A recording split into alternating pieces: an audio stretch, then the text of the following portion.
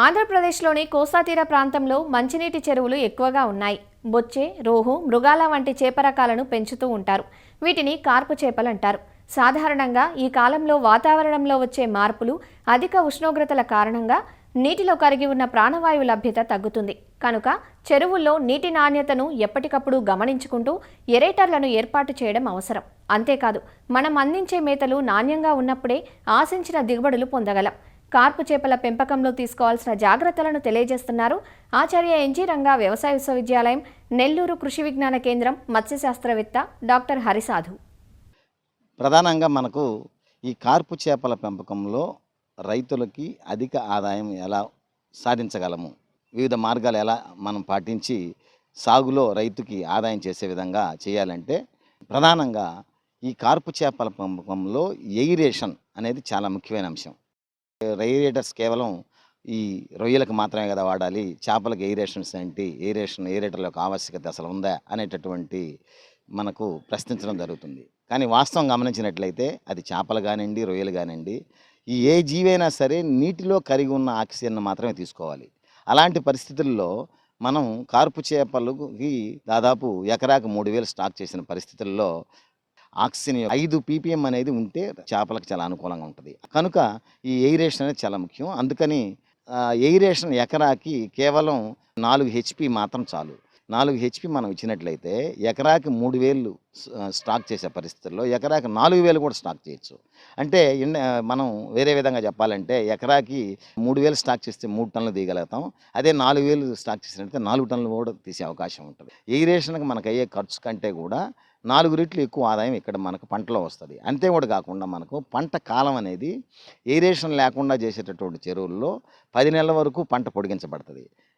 కొన్ని సందర్భాల్లో 12 నెలలు కూడా పొడిగించబడుతుంది. అదే ఎయిరేషన్ పెట్టినట్లయితే మనకు దాదాపు 8 నెలలకు కూడా మనం సాగు తీసేయచ్చు.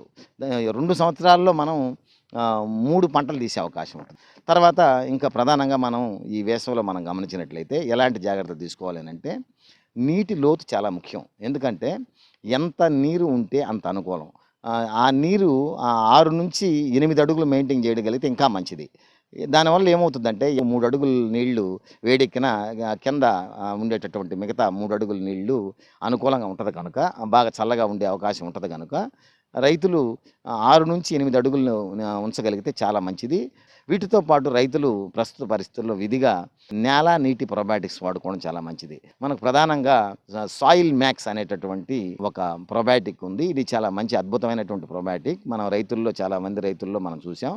ఇది ఎకరాకి విధిగా మనం 2 కిలోలు లెక్కన మొదటి 4 నెలలు నెలకు ఒకసారి మనం వాడినా, తర్వాత ప్రతి 15 రోజులకి మనం ఈ సాయిల్ మ్యాక్స్ అనేటటువంటి పదార్థాన్ని మనం ఇచ్చినట్లయితే మనకు నీటిలో ఉండేటటువంటి అనుకూలతలు తెచ్చిపెడుతుంది.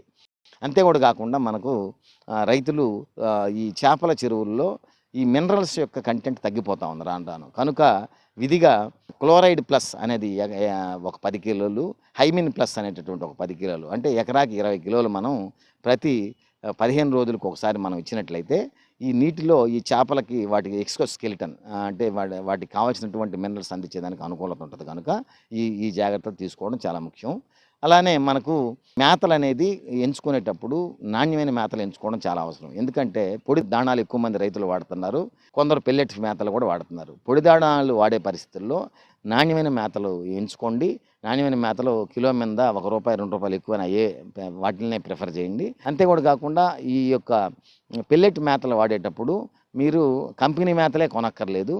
మీకు నచ్చినటువంటి ఫార్ములేషన్తో మా కేవీకేని ఆశ్రయించిన, మేము కేవీకేలకు వచ్చి సందర్శించిన మేము ఎలాంటి మేతలు ఎంత ఫీడ్ ఫార్ములేషన్ ఇవ్వాలో మేము తెలియజేస్తాం. కనుక లోకల్ ఫీడ్ మిల్లోనే మీరు చేయించుకున్నట్లయితే మీకు రేటు తక్కువ అవుతుంది. ఎందుకంటే కంపెనీ మేతలు అంటే ట్యాక్సులు ఎక్కువ పడతాయి కనుక వీటిలో మీకు రేటు తగ్గుద్ది. కిలో మీద దాదాపు ₹5 నుంచి ₹7 దాకా తగ్గిపోయే అవకాశం ఉంటుంది కనుక.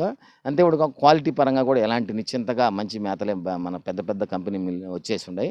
ఇలాంటి మేతలు మనం ఆడించుకున్నట్లయితే మనకు అన్ని విధాల పంట ఖర్చును తగ్గించుకోగలుగుతాం, ఎక్కువ రాబడి, అంతే కూడా కాకుండా మంచి నాణ్యమైనటువంటి పంటను మనం తీయగలుగుతాం.